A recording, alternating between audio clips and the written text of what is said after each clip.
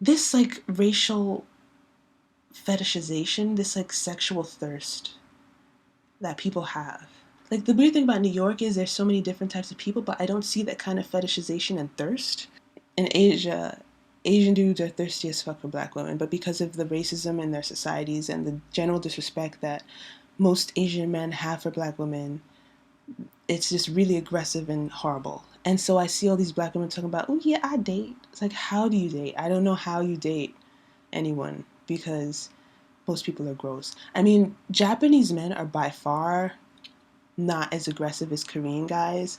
Like, I've been here for a while now, like maybe over a month, just over a month, and no Japanese guy has said anything gross to me. No Japanese guy has touched me or tried to touch me. No Japanese guy has like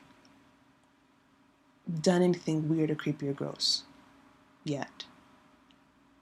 So I'm not saying like Japanese guys are all like great perfect guys, but I'm just saying that like, because there are Japanese guys who like creep on like non-Asian women, but I just haven't met any. Literally like my first night in Korea, like I was meeting really aggressive like Korean guys staring you down. Like you don't stare at a woman. First of all, you don't stare at anybody, but you just don't stare at a woman either, because it's like, what are your intentions there? Like you could be making this woman feel really uncomfortable, but that's the thing, that they don't care. They don't think about you being a real woman or anybody that they have to worry about or respect. It's like they don't think like, oh, well, she's here and she's here by herself and she's the only black person. Maybe she feels uncomfortable.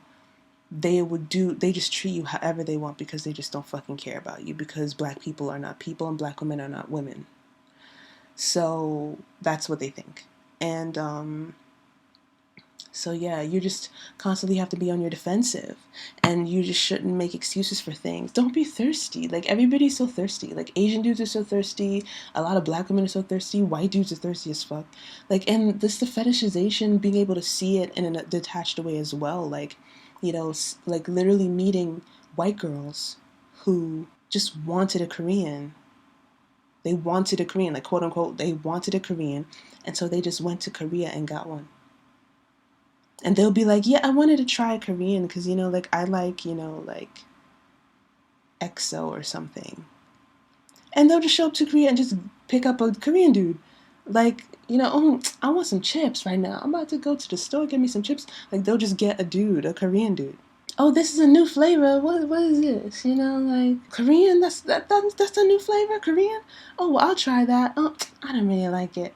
Like that's how they are with people, and just being able to see that, but like be disconnected from it because you're not the one being fetishized racially.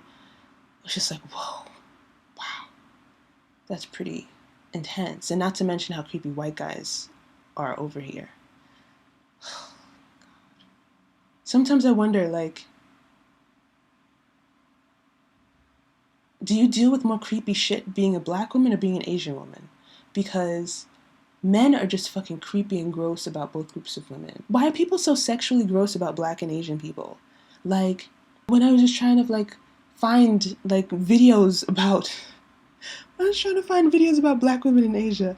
Just just beginning to type black and Asian in any search engine will just take you to places that you wish the Lord Jesus had protected you from. It's like, why why are people so sexually gross about black and Asian people? Like, what is it about these two groups of people that make people just sexually gross? I don't know. I don't know. But there's some videos that I'm just like, why, Lord? Why, Lord?